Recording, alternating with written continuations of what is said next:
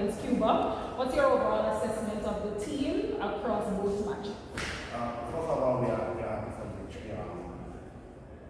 The victory can propel us on the ranking. It's a FIFA window, it's a FIFA recognized games.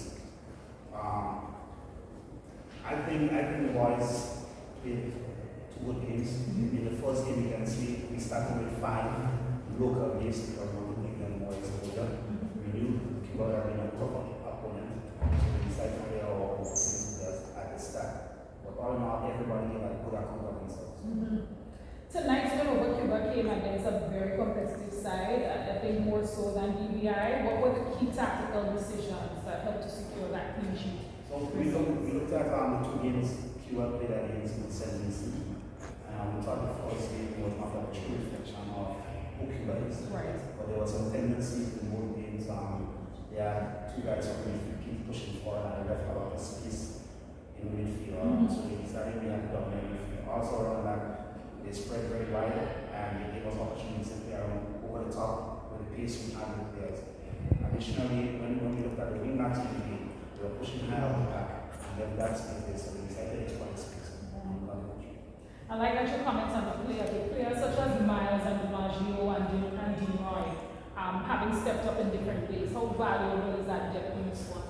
It's very, very valuable. Miles is a safety champion, he's a very skilled professional, as you can see. His professionalism on the field. Dinoy is back in 4 after a long time, he scored 2 goals in the previous game, and that will mark every time we ask him what to step in, whether late or early, to perform and to deliver, and they always deliver. Yeah.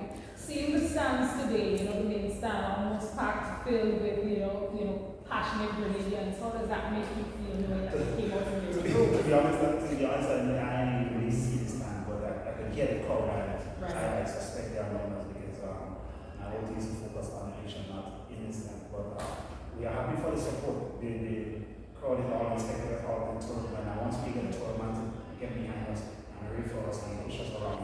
Things can happen for us. Closing questions. I mean, with these results under your belt, how do you plan to build on momentum going forward for other matches? Well, I've seen a few things in the game, especially with some of our workers. We have spoken, we will speak again tomorrow, and we continue to there are things we can work on. I think we have a good crop of local players, and we need more games like these. We may not get a Jamaica, we might be stronger team to expose them, but the lower standard teams, we can give them the opportunity to get a football in the international market. But all in all, as I said before, I'm happy for the result. We are happy for the result. It's 5 games on track. Anything specifically you plan to improve on based on what you would have seen across these 2 matches? Yeah, it will be more individual assessment, more individual upbringing or growth. Because, for instance, a young son, there are some tendencies in the other defense. I think he could be a much better defender than he is. So I used to be a defender, so I picked that up clearly. So I definitely will work with him and going forward. Joshua Isaac used to be one of our top strikers, and I had a conversation, and I know he can be back up to the level he is, and he was even higher.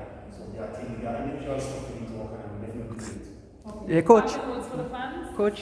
Go ahead. Yeah, Coach. Elvis Bristow, Brooklyn Soccer Life Media. Now, in your squad, 50% of the players is local, while 50% is played professional. But what is quite unique, 3 of those keepers, the 3 keepers are locally based. What does that say about the level of goalkeepers that the national team is creating? For me, as a coach, I'm very happy with the local goalkeepers. Yeah. There are goalkeepers on the outside that want to come in, but we are comfortable with who we have. And I think it moves well for Grenada. We still have 2 or 3 young guys at the back that will definitely come forward pretty soon. If you recognize Jason Belfon was not signed, and he's one of our top goalkeepers, but the younger ones are pushing, and everyone needs to work hard and continue working hard. Yes, and speaking about Jason Belford, now, last time Grenada played Cuba, back in 2018, exactly 7 years ago, we had persons like Jason Belford in the goal, Cedric Lewis, Jamal Ray Charles, and the FC Comahan, the one that scored the goal in the Gold Cup. Now, what can you tell us about those national players who are not currently in the squad? Football is a transition. Football is transitioning. We have young players that are very talented, and we will like them in the squad. We will like them in the squad, but you have to put in work. Yes. You definitely have to put in work. So if the younger guys are pushing them, they need to push themselves. Otherwise, to be honest, some will get left behind. And last question. Now, the history between Cuba and Grenada, well, not a lot of matches, but we have seen that you have played them in 2010, Gold Cup, Nation League qualification. Have you, as a past national player, have you ever been in any encounter between Cuba? Yeah, in 2009, we defeated Cuba in the semi-final where we made the Caribbean Cup. Caribbean Cup, yeah. We beat them on penalties. That then I was a player. We defeated them twice in Cuba on two occasions, like with myself, Patty, Ricky Charles, and that is like. But it's the first time you have defeated them in Grenada. What's that feeling like? It's a great feeling. It's a great feeling. A great feeling. Outside of the Cuba on inside, once we win, it's a great feeling. Because when having a taste of victory in your mouth over and over and over, going forwards.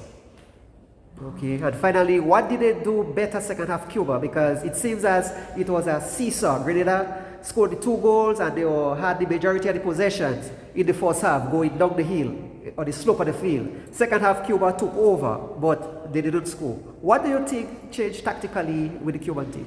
I thought, first of all, I thought we got comfortable. We got comfortable. We thought the game was a bit easier. We didn't press as we used to. Yeah. And then Cuba changed tactically. Pressed us higher up the back. Yes. Tried to win the ball higher up the back. Yes, yes, yes. Thank you so much. For the fans? Well, continue to come out and support the Grenadians. It doesn't matter who is wearing the t-shirt. We are all Grenadians. And once we are there supporting, we are on Facebook every time.